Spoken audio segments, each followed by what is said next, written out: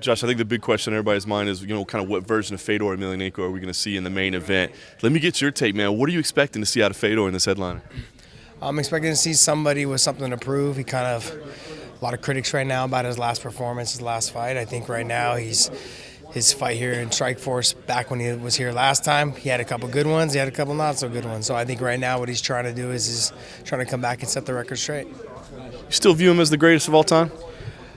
Look, everything is in eras. You have to do it that way. I mean, we still look at Hoist as being one of the greatest, right? You got to take everyone in an era, man. I can't compare, the steel curtain of the Pittsburgh Steelers to the guys that are playing these days. It's just a different generation. Were they great in their time? Fuck yeah, they were. Are these guys great that are fighting right now? Fuck yeah, they are. I think he stayed like years ago. He fight like years ago. He hungry like he years ago. So Saturday night he fight like years ago. The same fat, the same hungry, the same Russia. I don't know. The thing is, he just try to come back because he love it, but probably it's gonna be a mistake, or it would be great for him. I don't know. But the thing is, he still have gas, in the tank. So and he keep going no matter what about his age or whatever. If he gets used or not injured, no matter what, it's not the same. It's just about himself and against himself. He is a question mark for people at the moment. People don't know what they're getting and who he is. And I don't know either. But that doesn't take away from this main event. In actual fact, it actually makes it a little bit more exciting. You don't really get one thing you will get from Fedor, without a doubt, is you're going to get a guy swinging from the fences, looking to stop somebody. And whether he fights well or fights badly, he's going to do that.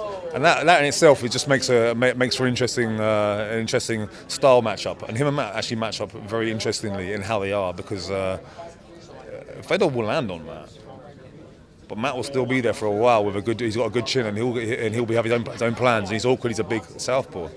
So I actually think regardless of whether you think it's the greatest heavyweight of all time, or you just think he's a legend one way or another, I actually think that stylistically it makes for a very good fight, regardless of any of the background. I prep for early 2000s Fedor, and that's really what we expect. I may not be that way, and it'd be a shame if he's not. Right, because I'm as good as me as I've ever been. So if he comes out there and he's not that way, that'll be a shame. It'll be a letdown. But I think he respects his name and his legacy enough where I don't think he would do it. And I've heard that he only trained a month. I've heard that he's in the best shape of his life. I've heard all kinds of stuff. But like I said, I hope that his first couple fights were just getting the ring rust off, and he comes in there and throwing fire like he always does.